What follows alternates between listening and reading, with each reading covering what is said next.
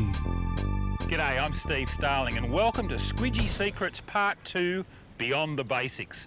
By now, a lot of you have probably already watched the first production in this series, Squidgy Secrets Part 1, The Basics. That instructional presentation dealt with the absolute fundamentals of fishing with soft plastics, such as the blue Fox Squidgies that my mate Bushy and I have designed specifically to suit Aussie fish. In Part 1 we dealt primarily with rigging, presenting and working squidgies to catch southern estuary species, fish like flathead, bream and estuary perch. In this second instalment we're going to expand your horizons a little bit, take on some new species, travel to the tropical north of the country and in particular show you some of the tackle and the rigs that we use to effectively fish our squidgy soft plastics. A little bit later in the show Bushy will be joining me, but right now I'm here with my good mate Ian Barra Miller, who builds some of the best fishing rods in the world and also helped to design many of the items in the squidgy range, particularly the spinner baits that we'll be showing you a little bit later in this episode as well.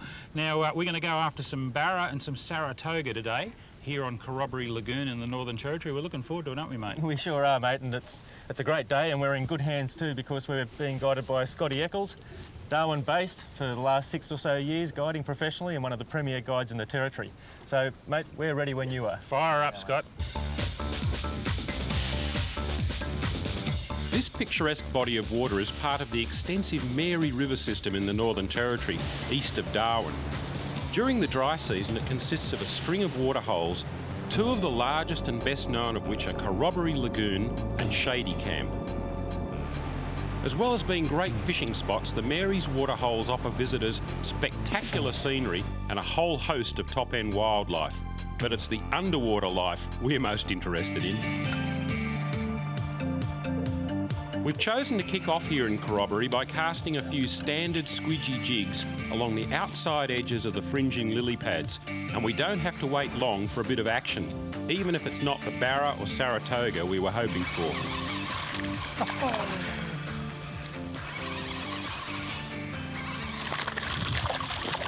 It's a good carbon. Jeez, they jump a bit more than bream, don't they? The same size as a good bream. Yeah. Beautiful fish. Oop. There we go. Nice release. Big at that.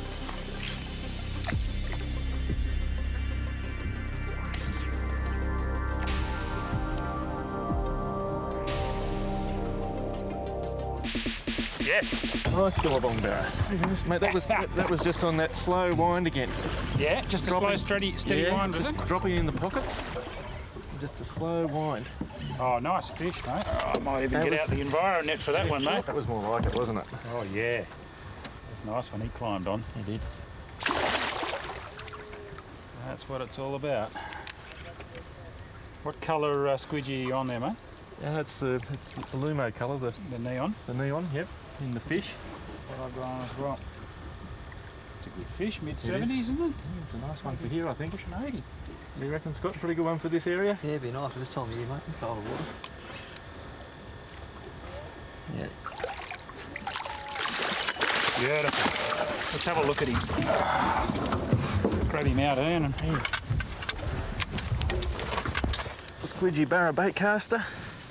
Oh, look at that. Wow, beautiful golden coloured fish. Aren't they beautiful colours? And he's just hooked there in the hinge of the jaw.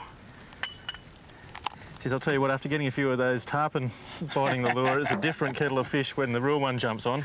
He was in place to cover there, wasn't he? Yeah, just right in one of those clear pockets amongst the lily pads. So you're getting it in there, not letting it sink very far and just a steady sort of retrieve? Yeah, there's a lot of weed stems and lilies in there, so you can't let it sink too far, but just a nice slow wind.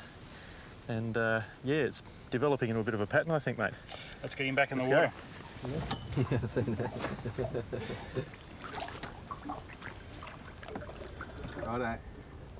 Despite the obvious effectiveness of the neon-coloured squidgy fish he started out with, Ian has listened to Scott Eccles' advice and decided to swap colours to something even brighter. He starts by loop knotting a pink and silver painted squidgy fish head jig to his 15-kilo nylon leader. Ian uses a 4 or 5 turn uni knot tightened short of the jig's eye to create the loop. This will enhance the action of the lure. Snugging it down, I just want to tighten it up and leave it as a loop.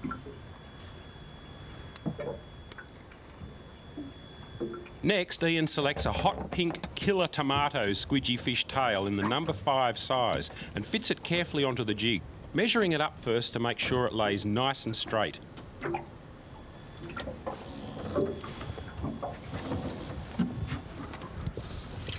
Pink one. Pink. Pink.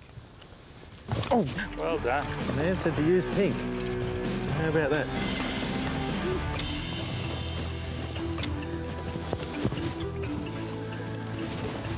Rule number 1. Fishing guide says to use a colour, just use it.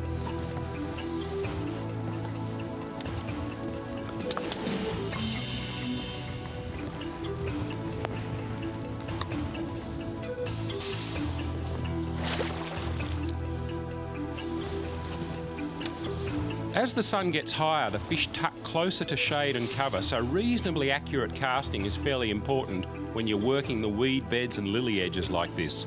Luckily, there's nearly always something interesting to aim at on a top-end billabong, and that tends to keep your casting focused. So how long did it take you to train this crocodile, Steve?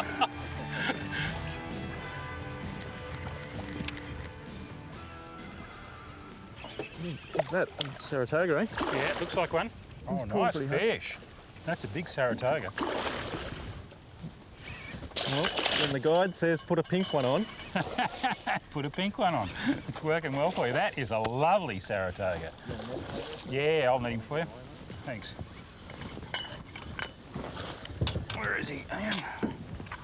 right up, you ready? Oh, what a beautiful fish.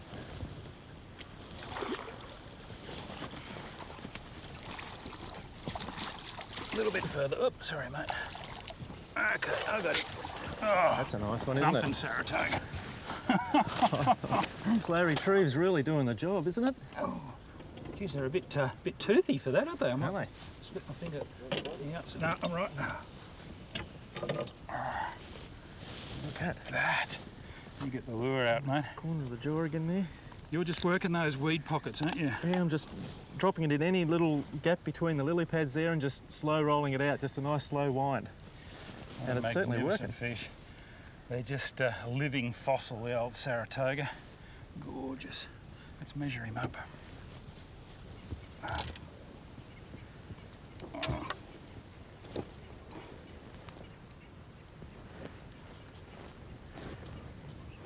Just on nearly 70 centimetres, 68, 69 centimetres of Saratoga. Squidgy fishing at its best, mate. He pulled a bit of line off you there too, didn't he? He did. Oh, they're so deep in the body, they can really pull hard when they get on their Very side powerful, like that. get a lot of purchase. Yeah. Let's get him back in the water. I'll put him in over here for you.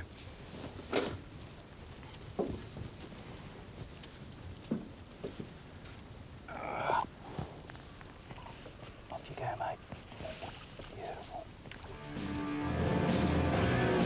Although Ian had nailed a couple of lovely fish along the edges, the bite was shutting down now as the sun got higher, and we figured a move was in order. Scott had another spot in mind, one with denser cover for the fish, and although it was a bit of a run, there's always plenty to look at when you're cruising these wonderful top-end waterholes.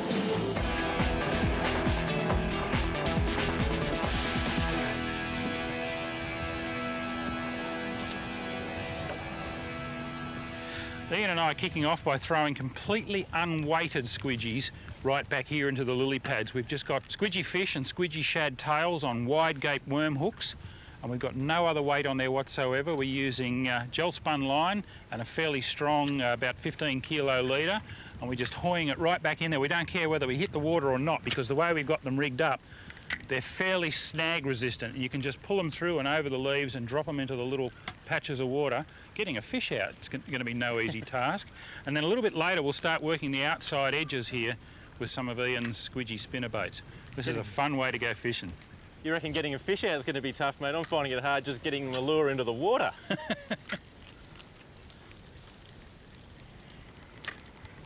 This is a highly visual and very exciting way to fish, and the first thing you need to train yourself to do is to throw that lure deep into snaggy country that you'd normally avoid. The boys are in here, all right. Weedless, unweighted soft plastics open up all sorts of opportunities in places like this, which are effectively out of reach to more conventional techniques.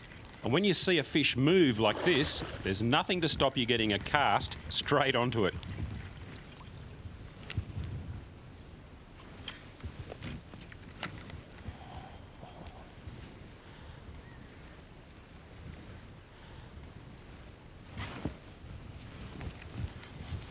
Got him. Oh, you got one? Yeah, I watched him eat it. It's only a little one. That was great. I saw him actually come out of the water chasing something else, and I just threw it in there and let it sink, and I saw him swim over, eat it, and I just let him turn his head down. And Bob's your uncle. Pinned him through the bottom jaw in that magic little spot. Only a little one. Ooh, I'll get you to throw him back over the side for me, Ian. Thanks, mate.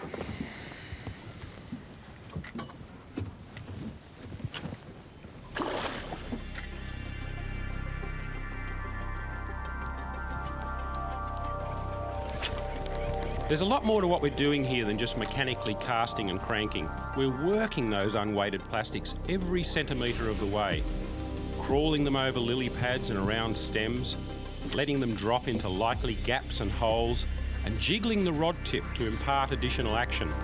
It's active, thinking fishing, and it's also lots of fun.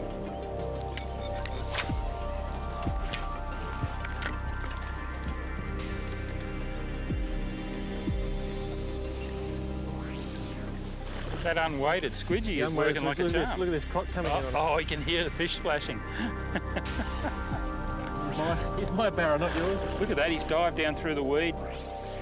They're amazing. They're just in this tiny little bit of a creek mouth here. It's just enough to hold a bunch of fish. They're only small barra. But that unweighted gold squidgy shad that you rigged up earlier, that is really doing the goods. Swing him around here and just look. The colour of these barra. Actually, you know, it's quite interesting. The golds in the tail are quite similar to some of the golds in the flanks of that little barra. They're really pretty little fish, aren't they? Just hang on for that for a second. We might have a look at that. No worries.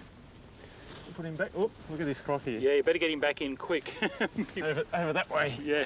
Go that way, not that way. Here comes the croc. Do you want to just pull that off the hook, Ian, and just show the folks how to rig the unweighted squidgy on one of these wide gape worm hooks? Yeah. It's a good trick to know. Okay, well, I'll just take this lure right off the hook and I'll show you from scratch how to rig it. This is a squidgy shad that we've been using today, and it's got a great action when it's rigged weightless like this on a worm style hook. You can see that hook's a very strange shape. It's got a little kink in the shank right up near the eye, and that's important. What's going to happen is that hook's going to sit right in the soft plastic, just like that, so only the eye's coming out of the front of the lure, and only the hook point will be coming out of the front of the lure, and that shank there will act as a keel. So to actually thread it in, you put the hook in the front of the shad like that, and straight out underneath the chin of the shad. Thread the hook right on and then actually turn it around. And you'll see that'll actually lay nice and flat like that. Now we've got to put the point of the hook in the shad as well. If you have a look, and you'll be able to see roughly where that point should go in. So you actually turn the lure over, put it in the belly of the lure, and straight up through the back of the lure like that, out the top. And there you have it. So the hook's actually quite nicely in the lure there. This front part here, that kink in the shank's going to hold it, and the hook point, whilst it's exposed, is actually sitting on the back of the lure, and that makes it very weedless. And you can also cast it into snags as well. You shouldn't hook anything until the fish grabs it, and when that happens, you just give it a little time to make sure the fish has got it in its mouth before you strike, and you do strike the fish. And that should be all you need to do. So they're still biting here. We'll see if we can get another one. Mate, I missed about 4 while you were rigging that one, so give it in. Oh, well. I'm not doing very well at all hooking these. The way we've been retrieving these today has been with quite a slow retrieve too, twitching the rod and making the lure sort of kick in the water like a wounded fish. Those of you that are familiar with a walking the dog type retrieve, you can do the same thing with these as well, and that'll kick them through the water and let them sit and start to dive, and often that's when you'll get bitten. Steve, this is also another sort of fishing you couldn't do with an overhead outfit either, is it? You need this the spin tackle to do this sort of thing. You do, because the lures that you're ending up with are fairly light. I don't know what just the tail and a hook would weigh, but it's probably only about 3 or 4 grams at most. It'd be very, very hard to throw on a bait caster, but a breeze to throw off one of these Shimano threadline reels on our Barra spin rods. Now, don't get the idea that squidgies only work on these little lagoon barra. Take a look at this beauty that our mate Andrew E.T. Eddinghausen landed recently while tweaking a weighted squidgy in another top-end river system. Well, I've been waiting for this big fish for ages on the fly, but unfortunately it wasn't coming, so I thought I'll put a soft plastic on and have a bit of a toss. As soon as I did, right along the edge here, I hooked into a big fish. I actually saw it when it first came up. The size of this fish, and this one. I'm just using a little bit of thumb just to bring her back.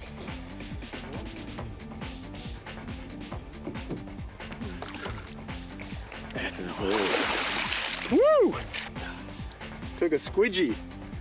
A lovely little squidgy. Not bad, is it, eh? And that's what they can expect now. Meanwhile, back on the Mary, Ian and I are still having a ball playing in the lilies. Keep winding, winch him out, winch him out. He made a big mistake and jumped. As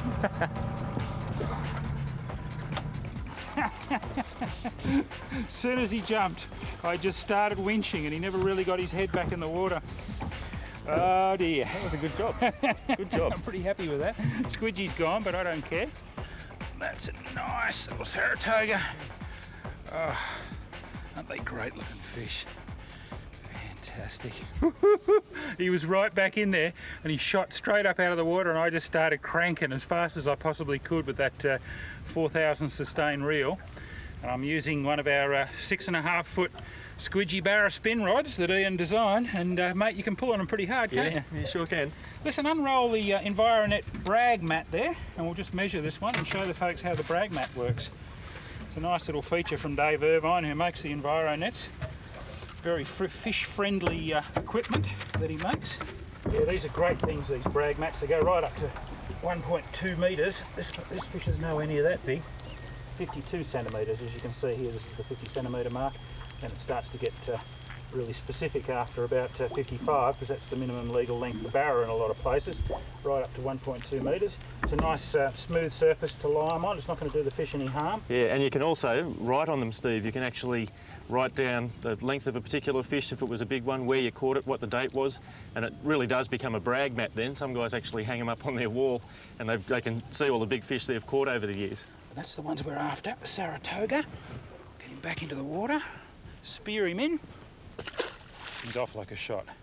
There are lots of exciting new products in the Squidgy range this year. Keep an eye out for them. But I just wanted to briefly show you two that I find particularly exciting.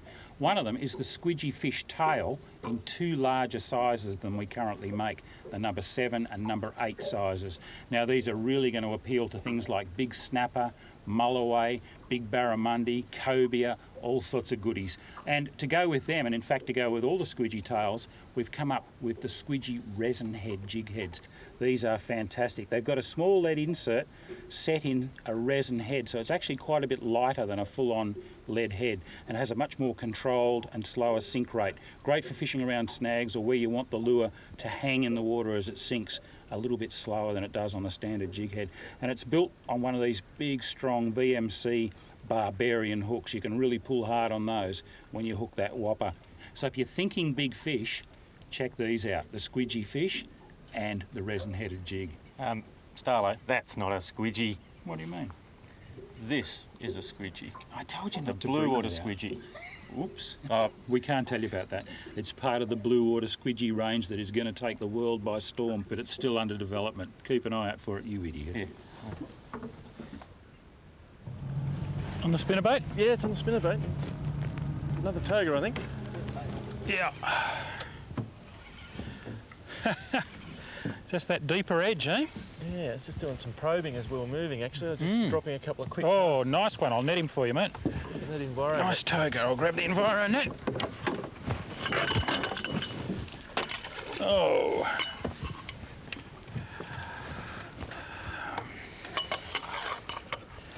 Oh, lovely fish. There we go, straight into the Enviro net. These things are just so good for fish, these Enviro nets. And they're not hard to use if you use them properly. Bring the fish to the net rather than chasing the fish around with the net. I know we use them a lot down home where we come from, Steve, but up here, they're still a good net for barra and big fish up here. Yeah, well, these big ones like this are great for barra. And it's just so much kinder to the fish. They don't do any damage to their slime coat or their fins or anything because of the mesh. Ooh, just fell out. Just run us through the design principles behind the Squidgy spinnerbaits, Ian, because they're your design.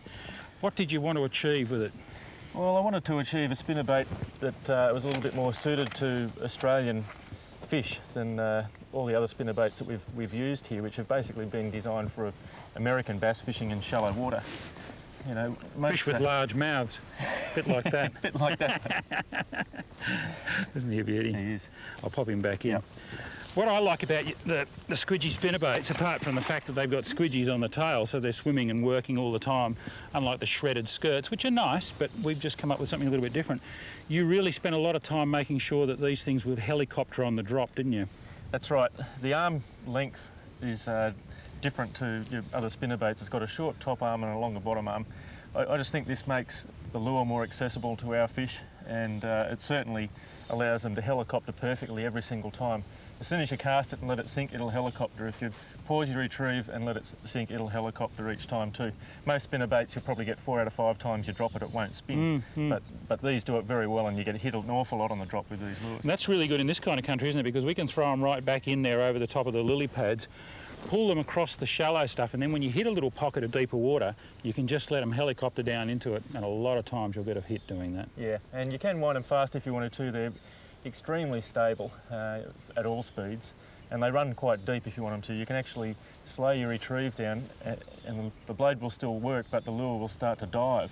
So, you know, when we're fishing at your average sort of bank that drops away, you can actually slow your retrieve down and reach the next break line, speed it up over the weeds that might be there, and then let it dive down again while retrieving all the time. Of course, when you think spinnerbaits in Australia, you think Australian bass, and that's where we're going to take you next, down to Somerset Dam, a couple of 1,000 kilometres from here, not too far from Brisbane. And I'm going to join up with Bushy, and we're going to chase some big Australian bass on Squidgy, so don't go away. Mate, I reckon that little...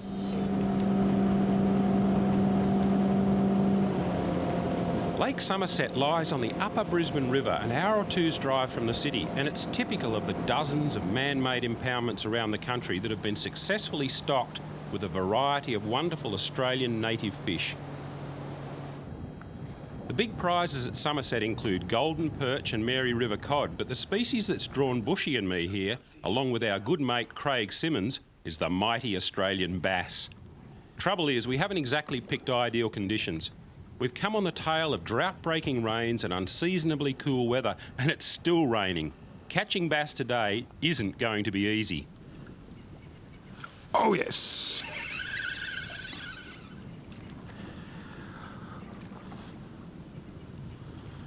That's put a bend in the squidgy rod. You bet, and it's put a smile on my dial. Yeah, nice looking fish. Well, there you go. We could see them on the sounder, and it was just a matter of working on the fish. It's not the best of weather today, and we've had hundreds of millimetres of rain in the last few days. A lot of water's run into this system. It's probably lowered the temperature a bit. It's certainly dirtied it up, and it's shut the fish down a little bit. But if you can find them and work on them with the squidgies, you can still catch them, and that's a pretty good start. Righto, mate. Off you go.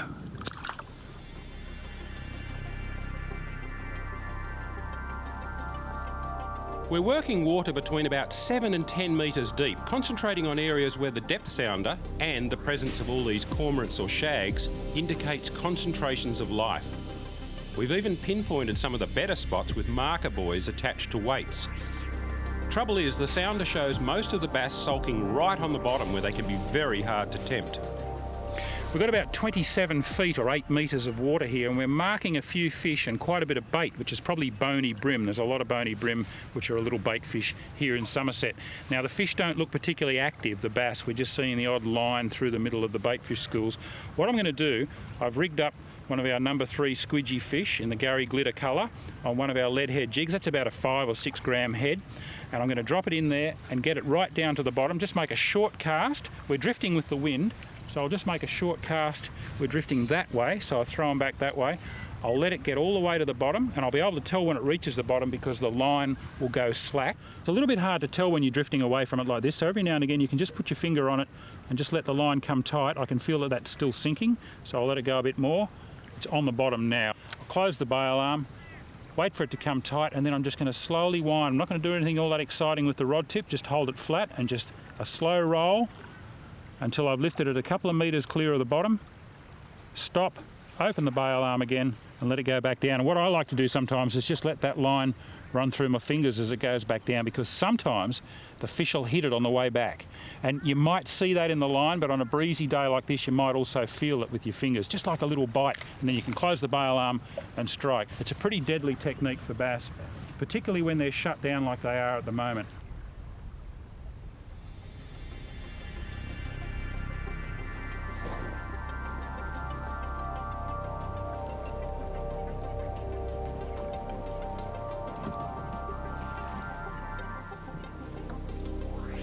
Oh yes, that's got a bit of weight to it. After all those little plucks I was getting, suddenly a fish has just climbed on there. Oh, that's a good fish. Woohoo! Oh. Oh, it was a million miles away then. I was starting to daydream a little bit, but I just went into a slow roll with that jig, and that fish just nailed it. I'm only using 4-pound braid here, platypus braid, and I'm using one of these Squidgy Spin 7-foot rods, which is really a brim weight rod, but it's perfect. Oh, nice fish. Look at the condition they carry in here. There's obviously so much tucker in here with the bony brim and everything else. You'd just be a good fish. Oh, look at that. What a beauty. That is a lovely fish. It just goes to show, even on a tough day like this, and this lake has risen about 1.5 meters in the last 24 to 48 hours. There's been a heck of a lot of rain, and we're still getting some this morning. Conditions are not good. It's really muddied up in here, and I don't think the fish like it very much. They're pretty shut down, but that's what often happens, and you can't always pick the conditions you have to fish in, especially in, say, a tournament or something. And if you're willing to just work away there and get the lure down into them and just keep working it through them, they just can't resist something like that number 3 squidgy fish in the Gary glitter on one of our unpainted ball head jigs, and it just pinned him right there in the front of the top lip. I'm pretty happy about that. I'll put him in the live bait well. We'll see if we can get a couple more. Got a beautiful big live well here in Simo's boat, so we'll put him in there just to see if we were fishing a tournament and see if we can get another one as well.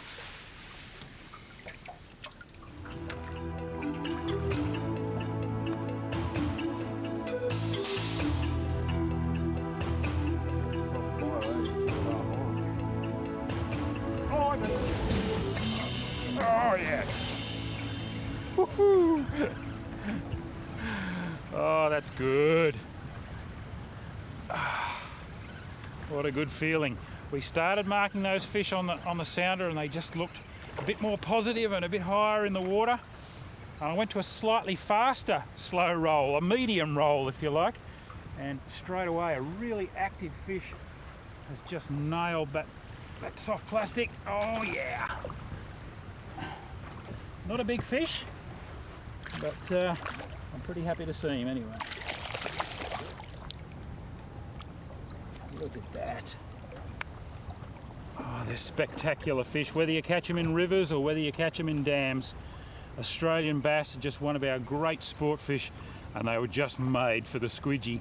And on light gear like this, they're an absolute ball. I'm just using 4-pound braided line on one of our 7-foot Squidgy Spin rods, which is really brim weight gear, and a very light leader. I'm using about 1.5 meters to 2 meters of just 3 kilo monofilament line here, just to keep everything really fine so that it sinks down nicely through the water and has the ultimate in deception and finesse, and that's what it's all about on tough days like this. I'll get him in the live bait well. Yep. And Yes! Oh, well done, Bushy. yeah, that's pretty good timing, Steve. Straight away, as soon as you got yours in, you've just been creamed.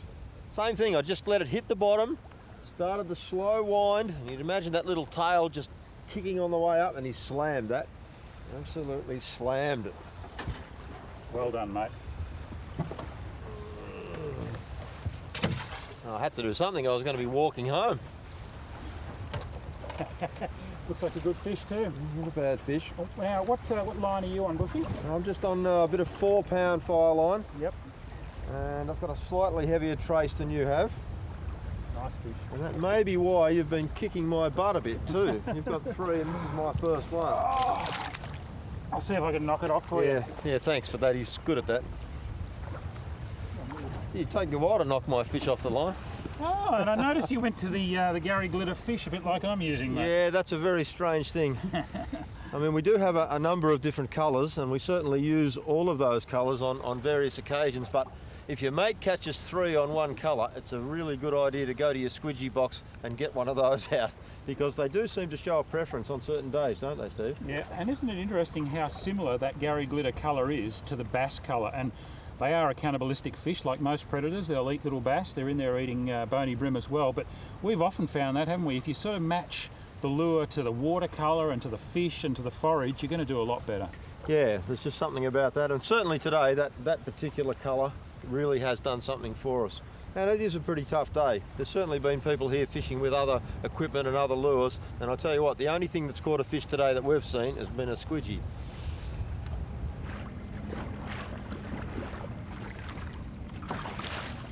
Yes.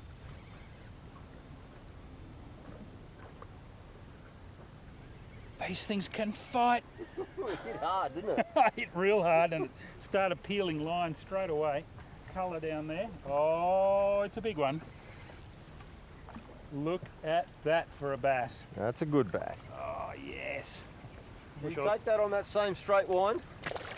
Still using the same slow roll, but I've probably sped it up just a fraction, and part of that is my own excitement, I think, through being able to see the fish on the sounder.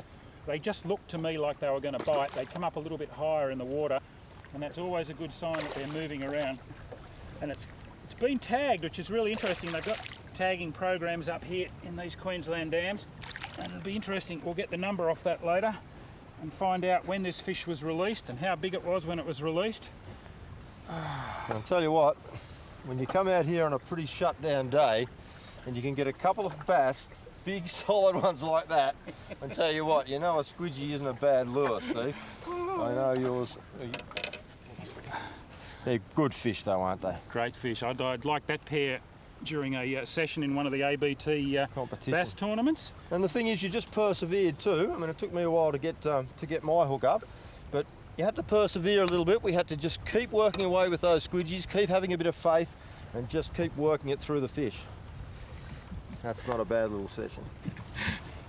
I am one happy camper, and there are dams all over Australia where you can come out and do this with your squidgies, and of course you can do it in rivers too. They don't just work in the still waters on the bass. They are a fantastic lure for catching bass, but vary the presentation and the lures you use to suit the conditions. If the fish are shut down, then slow down the action, use a bit of finesse, go to finer line, finer leader. When they get active, you can get more active, but you can catch them any day of the year. Okay, in the well he goes. What a beautiful fish. With more squall lines of black cloud approaching and gradually blotting out our window of blue sky, we figured it was time to quit while we were ahead, release our keepers, and get the heck off the water before the heavens opened up once again. Well, it's going to give me great pleasure to put these 2 big mama bass back into Lake Somerset, and you can let your 2 little ones go too, Bushy. It'll give me a lot of pleasure to let these little tiny Somerset bass go as well. Oh, mate, they're not bad fish anyway. Slip them back in. Bye, boys. Now, I put my 46 centimetre fork length one back. That's a nice fish. Off she goes. And this big one with the tag in it, and I've taken the tag number, and I'm going to find out when it was released, who caught it, and how big it was when it was let go. It's 48.5 to the fork now. A really, really nice fish, over 50 centimetres total length. Okay, and I'll get her back into the water and make sure she's all right. That beautiful big squidgy caught bass. And I tell you what, I don't think I'd have caught too many fish today on anything other than a squidgy. It was pretty tough fishing, but when you end up with a couple like this, it's all worthwhile. She's ready to go. Good stuff. Well, up to this point in the Squidgy instructional videos, we've mostly concentrated on southern species that require a fair bit of delicacy and finesse. Well, now for something entirely different. I'm anchored in the mouth of the Jackson River on the western side of Cape York Peninsula, and we're about to grab our squidgy gear and head offshore to do some jigging on the tropical reefs. Little Spanish flag, one of the Lujanid clan. Pretty much constant action when you're bouncing squidgies along the bottom in reefy water. Ah, it's a little coral trout. And also to throw them at some fast-moving pelagic fish. And straight away, there's a fish onto it. This should be fun.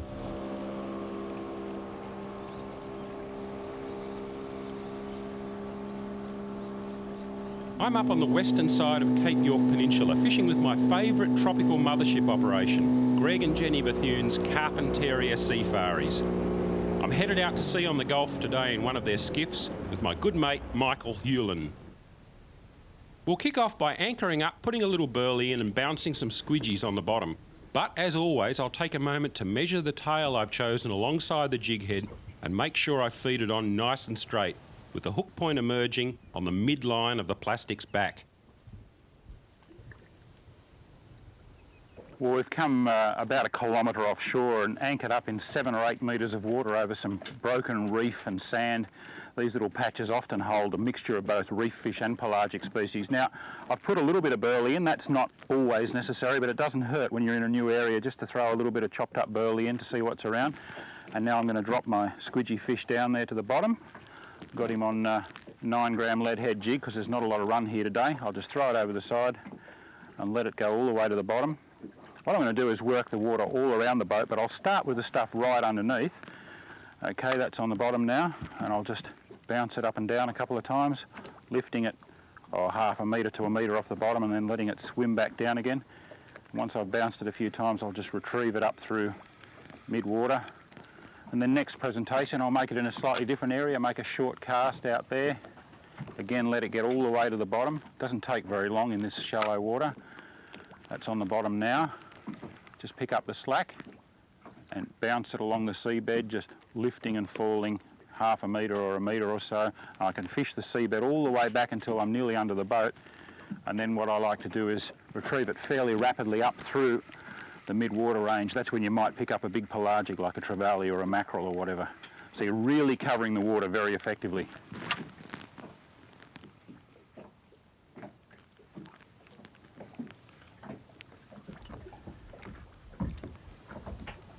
Yeah. It's a start. One of the little cod species, and you'll often find when you get to a reef and you start burleying and drop a few jigs over, you'll get the little stuff first. But even the activity that they generate, the vibrations and everything as you're pulling the small fish up through the water, can bring bigger stuff in. So don't give up just because you catch a few small fish to begin with. Yeah. Oh, it's still not a big fish, but it's a little bit bigger. Oh, this is not a bad fish.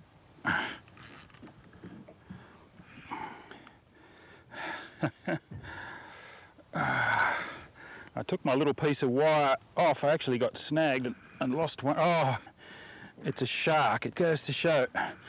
No bait on there, just a squidgy, so they obviously think it's the real McCoy. Look at that, nice corner of the jaw hook up, which is why he hasn't bitten me off. One of the little whaler species that are quite prolific up here. Need to be a little bit careful with these guys. They've got a mouthful of pretty sharp teeth. As you can see in there, he's got a pretty good set of teeth on him. He'd have bitten me off if he'd have swallowed it any deeper, but he's just got pinned in the corner of the jaw, luckily. Usually when you're reef fishing and sharks move in any sort of numbers, it's a pretty good time to move somewhere else, and that's what we might do.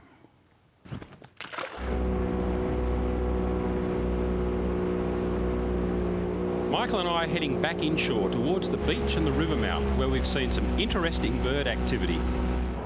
As we get closer, it quickly becomes obvious that big predators are ripping into a school of massed baitfish right along the back of the beach. This is the sort of action that brings me back to the Cape year after year. I love it.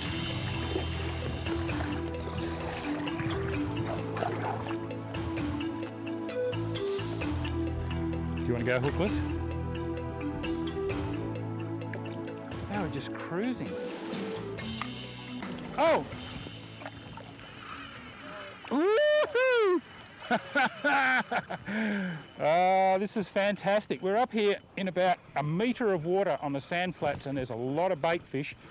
And I've put a little silver fox squidgy fish on and thrown it out there, and straight away a big queenie's jumped all over it. Sweltering here under the morning sun. Oh, and we've got queenfish just swimming around the boat here. Woo! Oh, he's taken some line. I'm just using 10-pound gel spun here, and I've got it on one of our Squidgy Barra spin rods. These are a 6.5 foot 2-piece rod.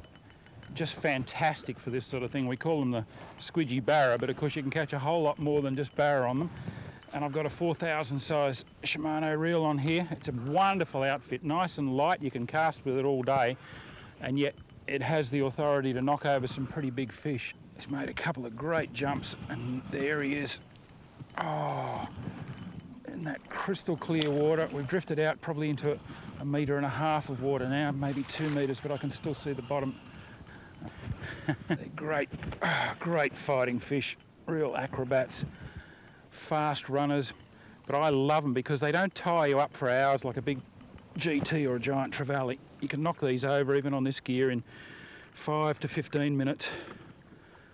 Oh.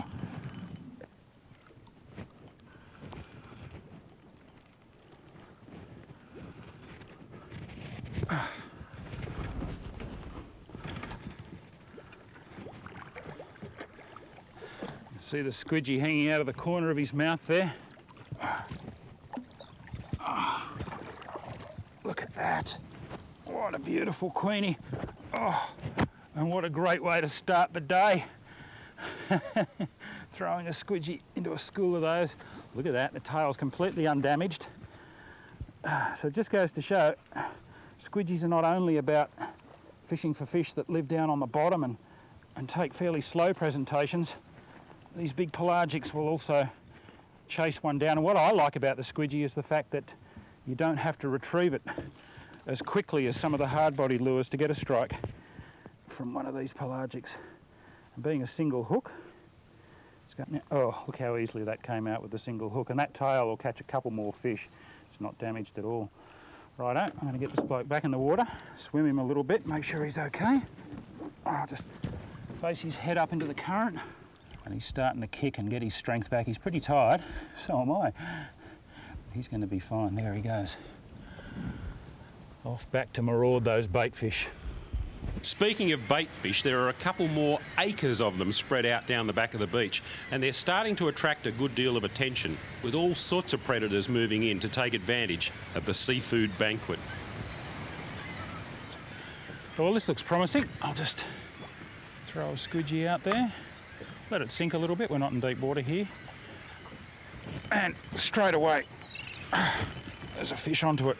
As you saw, I didn't retrieve that particularly fast. I just gave it a bit of a jig and started a steady retrieve.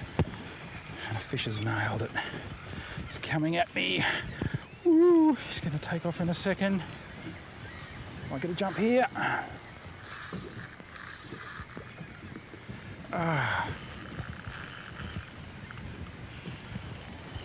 Oh, I tell you what, the cloud cover has come over. It was bright sunlight half an hour ago.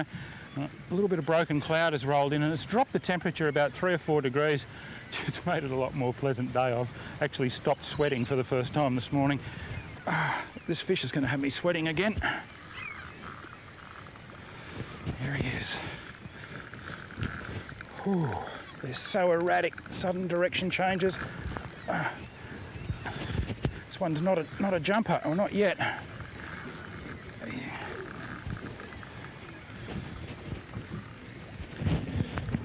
It's amazing how much stick you can put on them with these 6.5 foot Squidgy Barra spin rods, and just a light line. Woo! Really got to use that rod if they go under the boat. Just bury the rod in the water, and here he comes. Lovely fish. Right in the point of the top jaw he's hooked.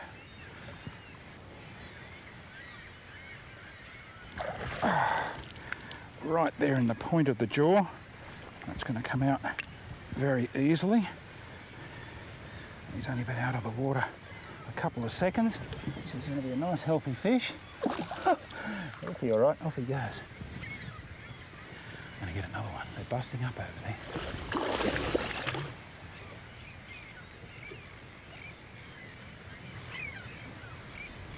There's a big strip of these bait fish running right along the back of the beach here. They've all been concentrated in. They're being pushed out of the shallows by the falling tide, and there's just a wall of teeth and fins on the outside of them as the predators work the outside edge of the school. This is something that, well, I reckon any red-blooded fisherman, it certainly makes the blood pump to see this kind of thing happening. Oh, that's got to be a giant herring. That is just awesome. Or is it a mackerel? There's everything in here. I only just got the bail arm closed and this little mackerel nailed the squidgy. Oh, he's only a little fella. Look at him go! Woo-hoo!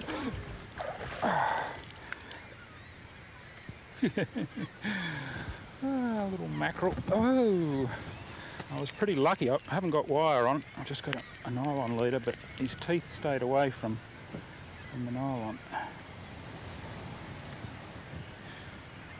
There he is. I'll pop him back in.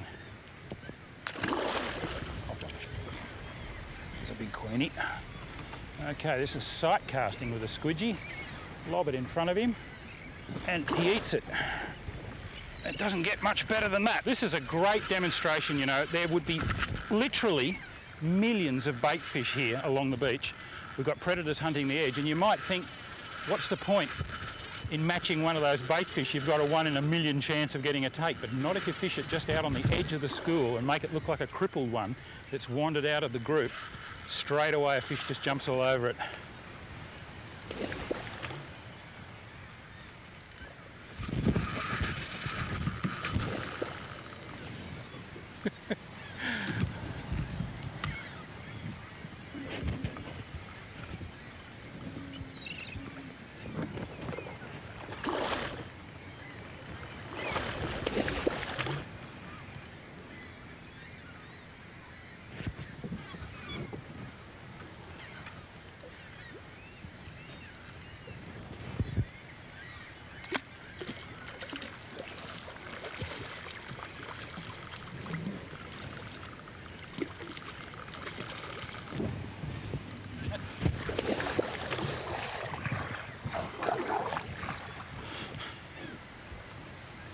Some of the hunters are beginning to slow down a little now, their bellies no doubt full, but they're still cruising the edges of the bait school with malicious intent, while smaller predators dash in for their cut.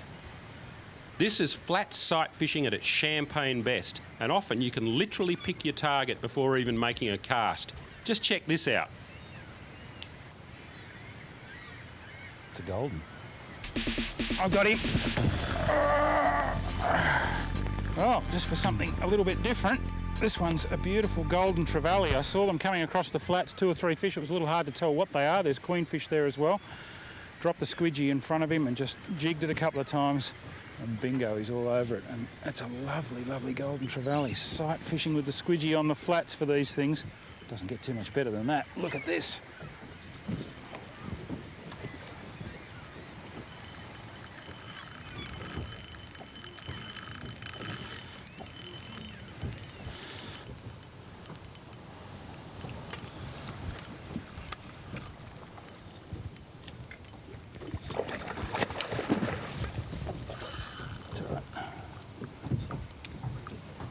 He's going to come out here.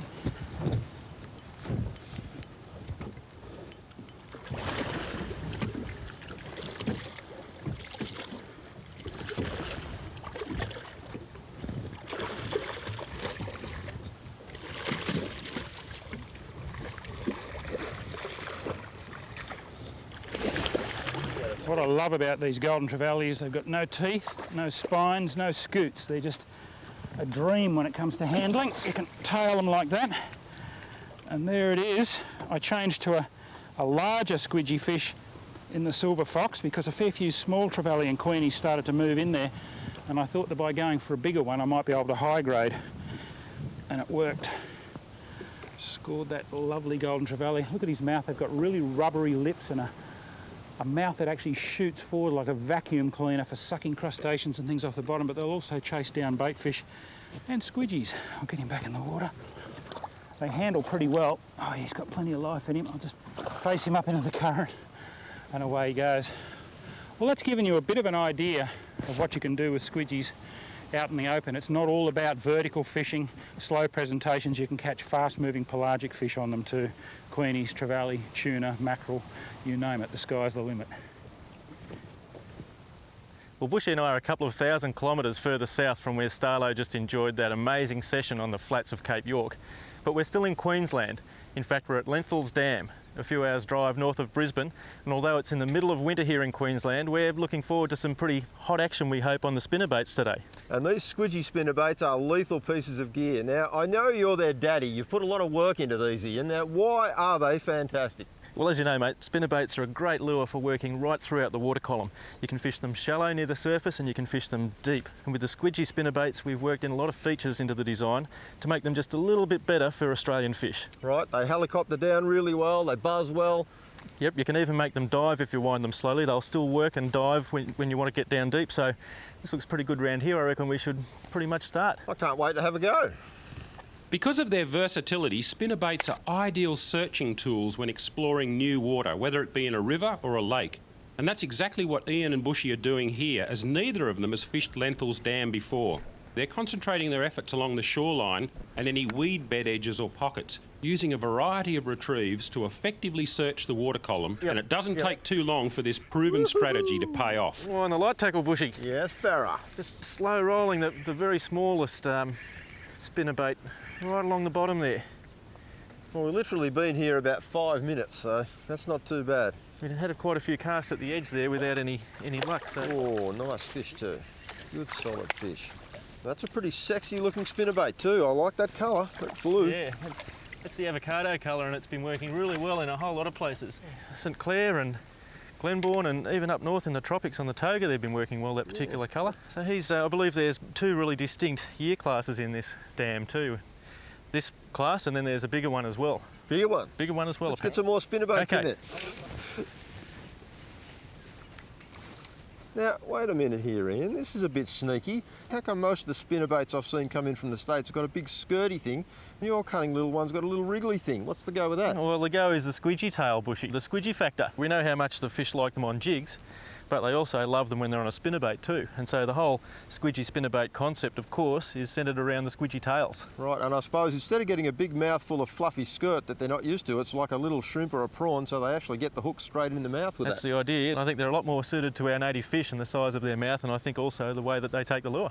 Oh, there you go. I'm going to put one of those on.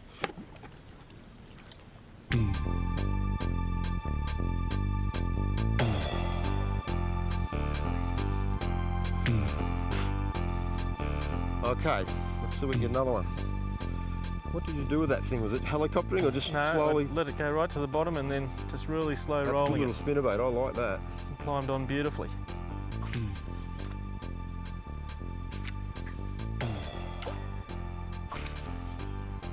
I'm thinking the killer tomato in this brownie water. Lenthall's is a lovely little lake with plenty of likely fish holding cover, much of it in the form of sunken timber, weed beds and large rafts of lily pads, all of which is prime squidgy spinnerbait territory. Now with spinnerbaits, they're very weedless, so you can actually drop them in a little pocket like that, let them sink down behind weed if you want to, and then you can actually pop them out over the top of the weed or the snag and then drop them again straight away on the other side on the front of it, because the fish get right in amongst the weed there in the channels and they're expecting to find food in there, so you often get bit on the drop. When you cast in there, just get ready. This will be good. You can fish way, way, way back in the cover there. Just pull it through the weed, and if you don't catch a fish, you can just pop it out and wind it back. And if you do catch a fish, lock up and wind like crazy.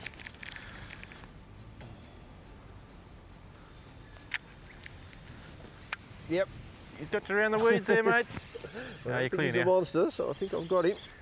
Got him out. Let's see if we can get another one. What did you do with that thing? Was it helicoptering or just slowly? No, Well, that was a little bit different technique to yours, Ian. It was. Yeah.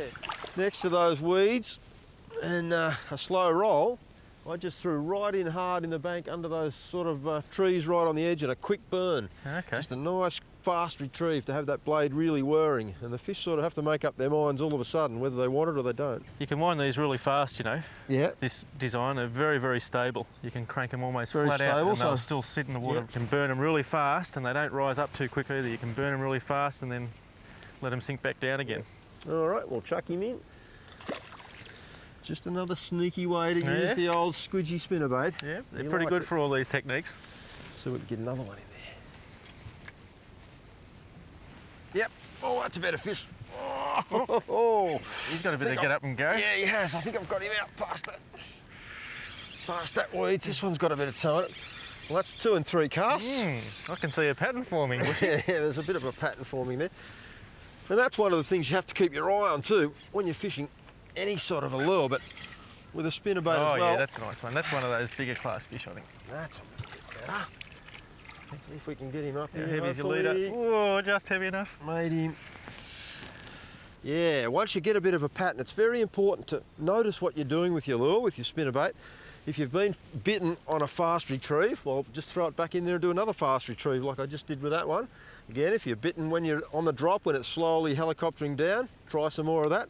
So just keep your eye on what you're doing with your spinnerbaits, but that's a lovely little fat It fish. is. I can see a nice little snag in there. I'm just going to try and sneak one. Ian's got another cast right in on the bank, so I'm going to have to get this one back in the water quickly and have another cast.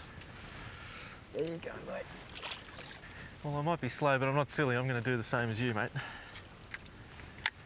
Get down to that smaller one again and start cranking them out a bit quicker. too.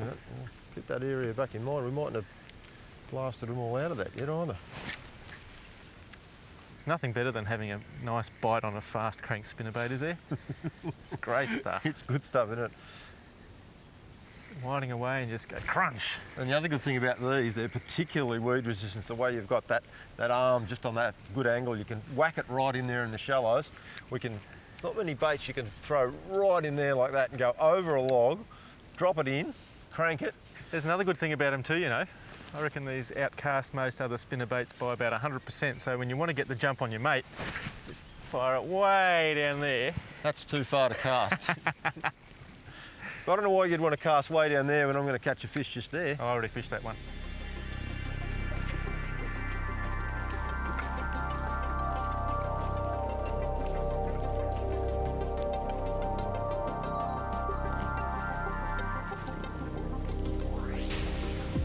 Yep. Oh, that's a better fish. Shallow water. Yep. Got you in there. In the weeds.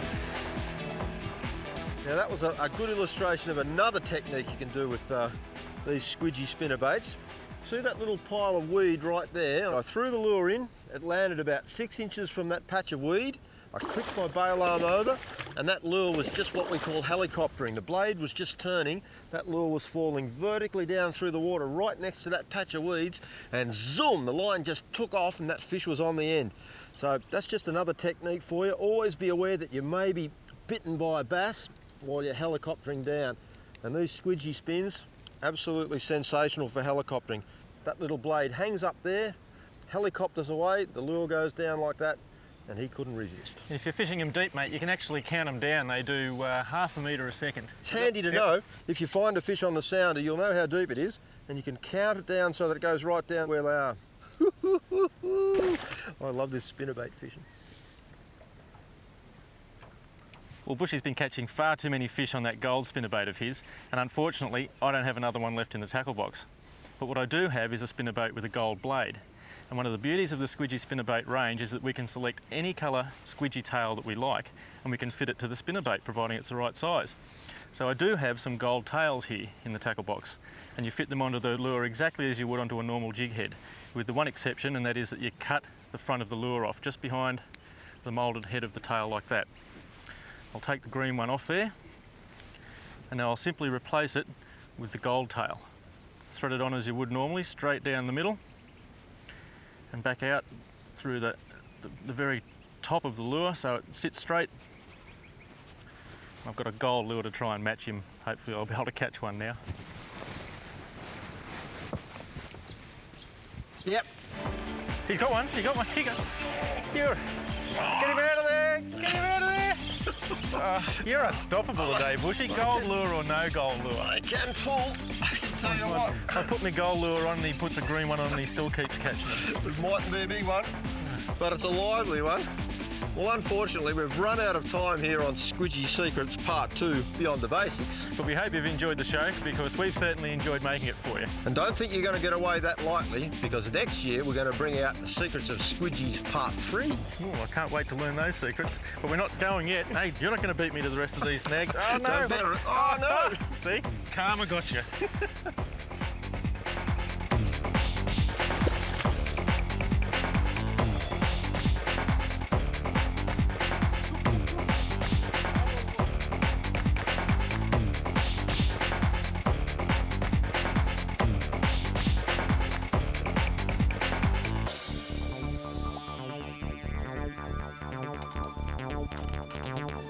Water bassin in the sunset.